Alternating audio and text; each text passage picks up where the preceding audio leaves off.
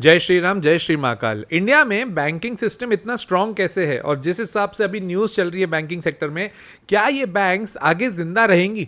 ये एक बहुत बड़ा क्वेश्चन मार्क चल रहा है एज ऑफ नाउ पूरे इंडिया में कि एग्जैक्टली इंडियन बैंक्स का फ्यूचर क्या है।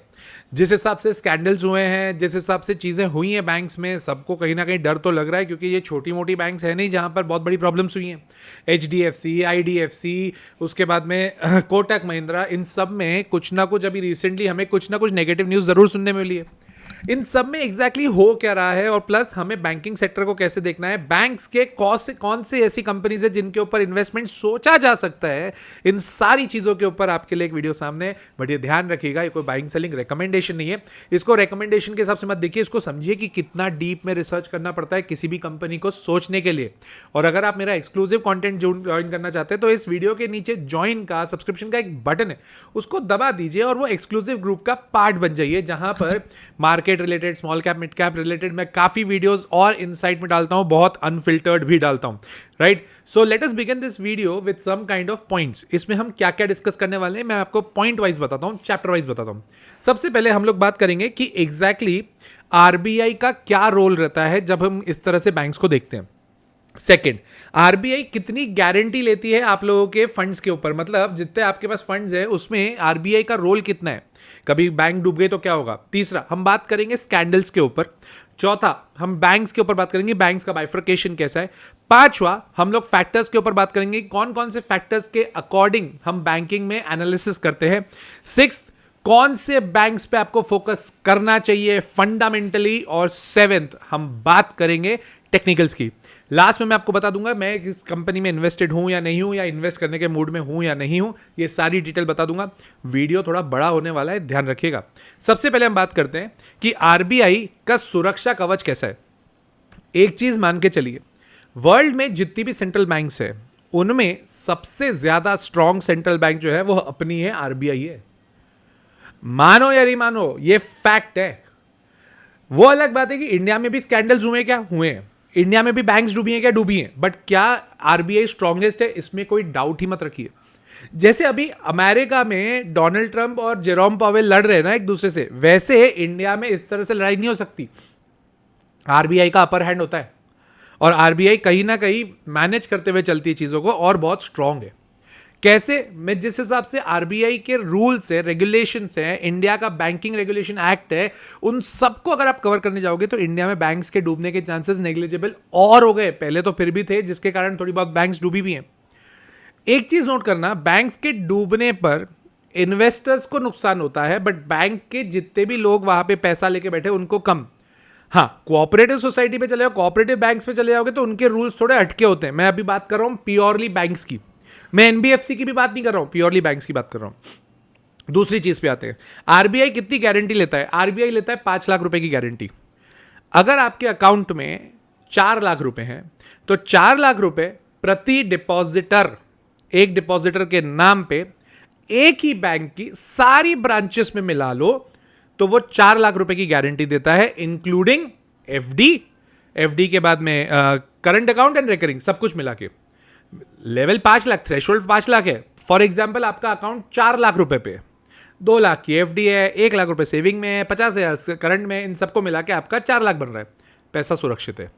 8 लाख बन रहा है तो 5 लाख तक सुरक्षित है। आरबीआई 5 लाख रुपए तक की आपके लिए गारंटी देती है। एक तो ये चीज हो गई। दूसरी चीज, ये पैसा कब मिलेगा, बैंक डूबने के बाद। तो बैंक डूब गई, डिफॉल्ट हो गया, उसके 90 दिन के अंदर ये पैसा मिल जाता है। मतलब बैंक, आरबीआई कहीं ना कहीं गारंटी देती है। There are negligible central bank throughout the world जो ये वाली गारंटी लेती है। नेक्स्ट चीज, ये गारंटी एनबीएफसी के लिए नहीं है। मैं इस वीडियो में सबसे पहले बैंकिंग सिस्टम का बना रहा हूं बेस, और उसके बाद हम बैंकिंग कंपनीज पे जाएंगे। थोड़ा सा डिटेल वीडियो है ये। राइट, अब आ जाते हैं स्कैंडल्स पे। देखो, एचडीएफसी इंडिया की प्राइवेट बैंक में सबसे बड़ी बैंक है।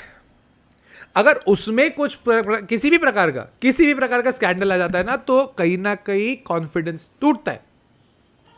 अभी ऑतोनो चक्रवर्ती जी ने जब रिजाइन किया तो एक वो पंगा आया, दूसरी चीज क्रेडिट स्विस वाला जो पंगा खुल गया वो हो गया। तो इन दोनों के बाद में कॉन्फिडेंस तो नीचे जाएगा, और आप देख भी रहे हो कि स्टॉक प्राइस, अगर इंडिया की प्राइवेट बैंक्स में सबसे बड़ी बैंक अपने टॉप से 30% गिर गई ना तो भाई दिक्कत है। दूसरा, आईडीएफसी में हरियाणा में 2 बड़े स्कैंडल हुए, एम्प्लॉयज ने किए, कंपनी ने एनपीए नहीं किया। एनपीए का फुल फॉर्म होता है नॉन परफॉर्मिंग असेट। कंपनी ने किसी को ब्याज पे पैसा दिया और वहां से पैसा नहीं आ रहा है, वैसा नहीं है। ये इंटरनल ऑपरेशनल फॉल्ट है, बैंक डूबेगी नहीं इससे। तीसरा, सिमिलर सिचुएशन हरियाणा में एक और आया कोटक महिंद्रा बैंक के साथ। तो अभी 2026, मैं स्टार्टिंग से कह रहा हूं 2026 मतलब जब से मैंने फर्स्ट जनवरी को वीडियो डाला था तब से कह रहा हूं 2026 में आप सोच रहे हो कि हम मार्केट में बहुत ज्यादा पैसे बना लेंगे, तो वो होगा नहीं। ये वाला थोड़ा टफ साल है और वो होते हुए दिख रहा है। मेरे को थोड़ी पता था वॉर हो जाएगा, मेरे को थोड़ी पता था ये स्कैंडल्स खुल जाएंगे, but there are certain kind of analysis which we do, जहां से पता। मैं एस्ट्रोलॉजर भी नहीं हूं भाई, बट दिख रहा है बहुत सारी चीजें, कुछ चीजें ओवर वैल्यू होते हुए दिख रही है, कुछ जियो पॉलिटिक्स में टेंशन दिख रही थी, तो लग रहा था कि कुछ गड़बड़ है, तो अब वो होते हुए भी दिख रही है। बट क्या ये हमारे लिए बाइंग अपॉर्चुनिटी है? आखिर तक बैठे रहना, पता पड़ेगा कि एग्जैक्टली बाइंग अपॉर्चुनिटी है या नहीं। तो ये स्कैंडल्स होने के बाद में दिक्कत आई। बट सर जब हम इन्वेस्ट करने जाते हैं ना तो एक क्वेश्चन आता है दिमाग में, हम बैंक्स में कौन सी बैंक्स में पैसा डालें? तो हमारे पास 2 ऑप्शन आते हैं, एक होता है सरकारी बैंकों में डाल दो और एक होता है प्राइवेट बैंकों में डाल दो। अब प्राइवेट बैंक्स में नॉर्मली एग्रेसिव होती है ये एज कंपेयर टू सरकारी बैंक्स में अगर आप पैसे डालोगे, एसबीआई को छोड़ दो, बैंक ऑफ बड़ौदा को छोड़ दो, तो बहुत ज्यादा अफलातूनी रिटर्न्स आपको मिले, तो ऐसा हुआ नहीं है। एचडीएफसी, आईसीआईसीआई ये स्टेबल ग्रोथ वाली है, बट इसमें थोड़ी ग्रोथ कंपेरेटिवली थोड़ी ज्यादा मिलती है। हाँ, एसबीआई को इनसे कंपेयर मत करोगे, एसबीआई तो यार इज अ फादर तो नहीं बोलूंगा, बैंक्स के फादर होते हैं आरबीआई, एसबीआई सबसे बड़ा बेटा है, राइट। अब फैक्टर्स पे आ जाते हैं, कौन कौन से फैक्टर्स आपको देखने चाहिए जब आप किसी भी बैंकिंग सेक्टर को एनालाइज करोगे, बैंकिंग कंपनी को एनालाइज करोगे। सबसे पहला आपको देखना है एनपीए।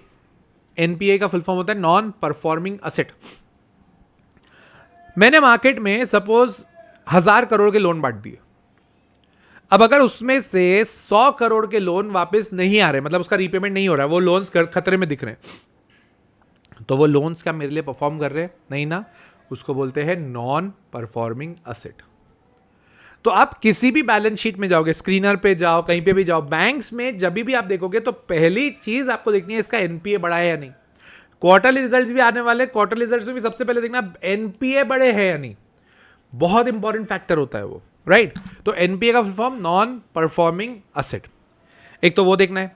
अगर वो बढ़ते हुए जा रहा है मतलब बैंक खतरे में। दूसरी चीज हमें जो देखनी हुई है, हर बार से रेवेन्यू में ग्रोथ मिल रहा है कि नहीं। अब रेवेन्यू का ग्रोथ हम देखेंगे 2 लेवल पर, एक होता है वाईओवाई और एक होता है क्यूओक्यू। वाईओवाई का मतलब हो गया year on year, December 25 quarter को दिसंबर 24 क्वार्टर से कंपेयर करेंगे, मार्च 25 क्वार्टर को मार्च 24 क्वार्टर से कंपेयर करेंगे। थर्ड फैक्टर हमें देखना चाहिए NIM, net interest margin. Now what is this? Banks का काम क्या होता है? ब्याज पे पैसे लेना, ब्याज पे पैसे देना।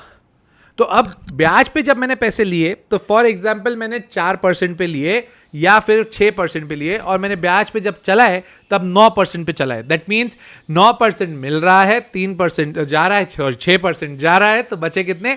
3%। ये मेरा हो गया नेट इंटरेस्ट मार्जिन। अब इस तरह से जब हम कैलकुलेशन देखते हैं ना, तो आपको एनआईएम भी कांस्टेंट चाहिए या फिर बढ़ते हुए होना चाहिए। और फोर्थ बहुत इंपॉर्टेंट है, दैट इज कासा। कासा का फुल फॉर्म होता है करंट अकाउंट सेविंग अकाउंट। इसका मतलब क्या हुआ, आप लोग जितने भी लोग बैंक्स में पैसा डालते हो, बैंक उसका करती क्या है, कहीं रखती थोड़ी है, वो भी तो ब्याज पे ही चलाएगी। आपको सेविंग पे ब्याज कितना मिलता है? 1%, 2%, 2.5%। और बाकी हाँ, प्राइवेट बैंक से कुछ प्राइवेट बैंक्स में ज्यादा मिलता है। तो जब ये 2-3% पे आपसे पैसा ले रहे हैं सेविंग में रखने के लिए, आपको पैसा दे रहे हैं कि भैया ब्याज के नाम पर, तो ये चलाएंगे भी तो 10-12% पे, तो ये इंटरेस्ट बढ़ गया ना। बैंक्स का कासा रेशियो बहुत ज्यादा इंपॉर्टेंट होता है और उसके ऊपर फोकस जरूर करना भी चाहिए। अब आ जाते हैं वीडियो का बहुत इंपॉर्टेंट जरिया, जहां पर हम टेक्निकल और फंडामेंटल एनालिसिस के ऊपर बात करेंगे, विच बैंक्स टू फोकस। तो यहां पे मैंने क्या किया है, आपके लिए 10 बैंकें निकाल के रखिए, 5 प्राइवेट और 5 सरकारी, दैट इज गवर्नमेंट बैंक्स। हम 5 जो प्राइवेट की बात करेंगे उसमें हम सबसे पहले बात करेंगे एक्सिस, एचडीएफसी, आईसीआईसीआई, कोटक और आईडीएफसी। ये 5 बैंक्स हम लोग ले रहे हैं। अब ये पांचों बैंक्स में हम क्या करेंगे, इनका प्राइस अर्निंग रेशियो देखेंगे, इनका एनपीए देखेंगे, इनकी सेल्स की ग्रोथ देखेंगे, मतलब रेवेन्यू का ग्रोथ देखेंगे, और फिर एनआईएम देखेंगे, नेट इंटरेस्ट मार्जिन, ताकि कंपैरिजन में अच्छा लगे। एक्सेस पे आते हैं। पहले प्राइस अर्निंग रेशियो सबके ऊपर बात कर लेते हैं। एक्सिस में प्राइस अर्निंग रेशियो है 14 का, HDFC में है 15 का, ICICI में 16 का, कोटक का है 19 और IDFC का है 33। जिसका सबसे मिनिमल प्राइस अर्निंग रेशियो होता है इन सब चीजों में वो बेहतर। उस हिसाब से देखूं तो सबसे बढ़िया अभी जो लग रही है सामने के सामने वो लग रही है एक्सिस और HDFC, और HDFC अब लगनी भी चाहिए भाई। तो उस पॉइंट पे वैल्यूएशन वाइज अगर मैं जाऊं तो एक्सिस और HDFC मेरे को ठीक लग रहे हैं, number 1, that is good point. Second, NPA axis का 1.4% है, दैट मीन्स कि अगर ये 1000 रुपए के लोन देते हैं तो 140 रुपए थोड़े से इनको खतरे में लगते हैं। और HDFC का 1.2 है, वहां से कम है, दैट इज गुड, मतलब एक्सिस से कम है, दैट्स गुड। ICICI का 1.53 है, तो ये दोनों से बढ़कर है, तो ICICI दोनों में थोड़ी ज्यादा दिख रही है। कोटक में 1.3 है और IDFC में 1.6, तो इफेक्टिवली HDFC दोनों में बेटर लग रहा है ना। तो ये दोनों पॉइंट्स बढ़िया है। सेल्स की बात, रेवेन्यू की बात करते हैं, रेवेन्यू किसका बढ़ रहा है?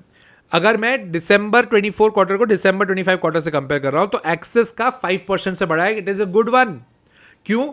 जितनी बड़ी बैंक्स होती है ना वहां पर बहुत ज्यादा रिटर्न का डिफरेंस है, सेल्स का डिफरेंस है, रेवेन्यू का डिफरेंस है, आता नहीं है। 4-5% अच्छा होता है। HDFC की बात करूं सिर्फ 2% है, नॉट गुड। ICICI भी 2% है, नॉट दैट ग्रेट। कोटक 8% है, मतलब कोटक एग्रेसिव है और कोटक का प्राइस अर्निंग रेशियो भी ज्यादा था। NPA भी ठीक है, बट अब कोटक थोड़ा बेहतर लगने लगेगा।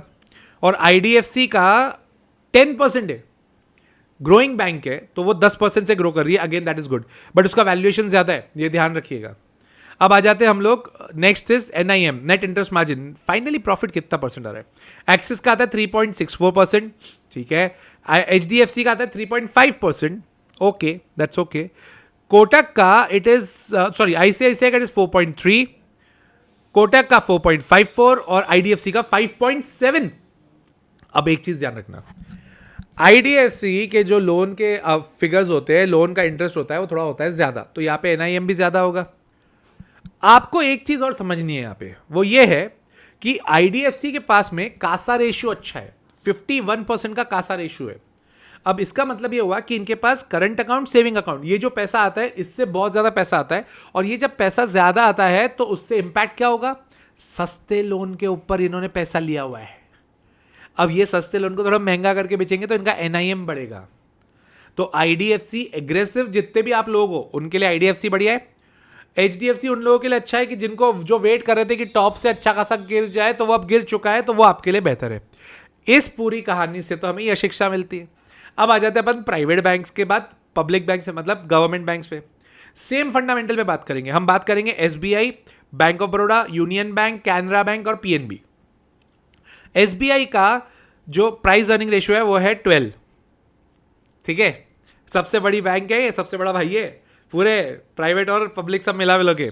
बैंक ऑफ बड़ौदा का 6.63, यूनियन बैंक का 6.9, कैनरा 5.7 और PNB 6.75। मेरे को कुछ भी अच्छा नहीं लग रहा है इसमें से। क्यों? SBI एक तो सबसे बड़ा भाई है, तो SBI को अपन 2 मिनट साइड कर दें तो बाकी सबका वैल्यूएशन ईयर टू आजू बाजू में ही चल रहा है, तो बहुत ज्यादा फर्क पड़ नहीं रहा। NPA देखते हैं, बैंक ऑफ बड़ौदा का 2% है NPA, जो अभी तक प्राइवेट बैंक्स में हाईएस्ट था। IDFC का 1.7, हम उसमें ही दुखी हो रहे थे, अब बैंक ऑफ बड़ौदा का 2% का NPA है। SBI का 1.57, ठीक है। यूनियन बैंक 3%, कैनरा बैंक 2% और PNB 3%। अब समझ में आ रहा है कि मेरे को ये बैंक इतनी पसंद क्यों नहीं आती है। 100 रुपए का लोन दे रहे हैं, 3 रुपए ऑलरेडी गड्ढे में जाने की बात कर रहे हैं। भाई मेरे को थोड़ा वैसे भी कम समझ आता है, तो इट्स ओके, मेरे को कोई ज़्यादा प्रॉब्लम नहीं है। ग्रोथ देखते हैं, सेल्स की ग्रोथ, रेवेन्यू की ग्रोथ कितनी हुई है। बैंक ऑफ बड़ौदा 3% से ग्रो किया है, बाकी ऊपर बैंक अपन ने देखी तो कोटक 8% से था और IDFC 10% से था। SBI इतना बड़ा बैंक है तो 4% से, ठीक है। यूनियन बैंक 0.2%, ग्रोथ ही नहीं है। कैनरा 0.1%, ग्रोथ ही नहीं है। PNB 3%।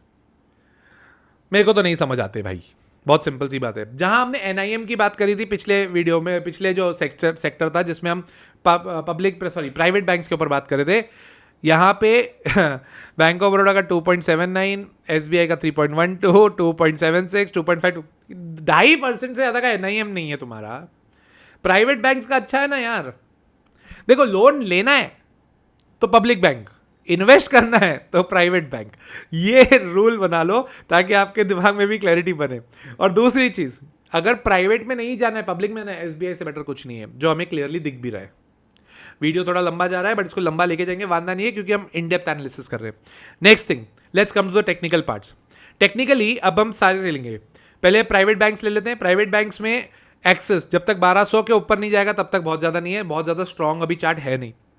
HDFC 750 का सपोर्ट है और ऊपर रेजिस्टेंस तो बहुत ऊपर है, क्योंकि फॉलिंग नाइफ है, उसको हाथ पकड़ने जाओगे हाथ कटेगा, तो थोड़ा संभाल के रहना।